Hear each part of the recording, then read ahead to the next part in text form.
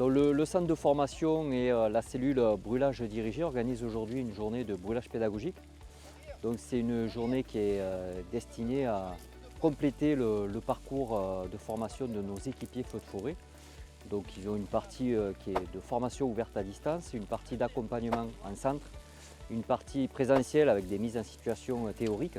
Et puis là on vient sur de la mise en situation au plus près de la réalité et de la mise en situation de travail lors d'un brûlage pédagogique. L'objectif, c'est en plus de compléter leur formation feu de forêt et de contextualiser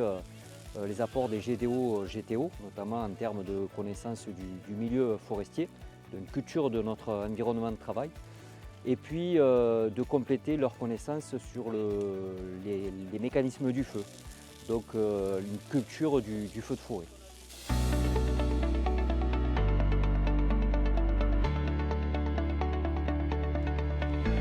Donc cette journée de brûlage pédagogique qui est organisée tous les vendredis pendant les périodes de brûlage, donc du mois de novembre jusqu'au mois de mars,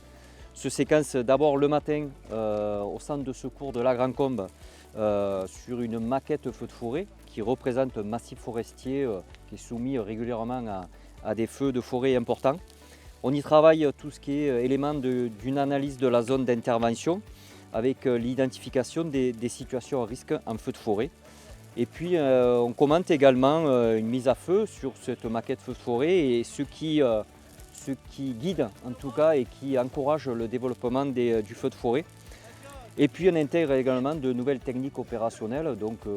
des éléments de doctrine et de technique comme la notion de pied dans le brûlé qui permet de faire comprendre à nos équipiers que tant qu'on a un pied dans le brûlé, on est en sécurité, on peut éventuellement aller dans la partie brûlée pour se mettre sur une zone abritée des flammes et de la chaleur. Suite à cette partie sur la maquette, nous faisons une partie présentation du matériel spécifique feu de forêt. Donc c'est un matériel qui n'est pas forcément accessible pendant que nos équipiers font leur formation classique feu de forêt, avec du matériel de forestage, du matériel de pompage qui nous permet de pomper de l'eau dans les rivières par exemple. Et puis une présentation enfin du travail des agents chargés de la protection de la forêt méditerranéenne et notamment de la patrouille de défense des forêts contre l'incendie, donc les DANGEL, qui patrouillent tout l'été préventivement et qui vont sur les feux, la moindre fumée qui est signalée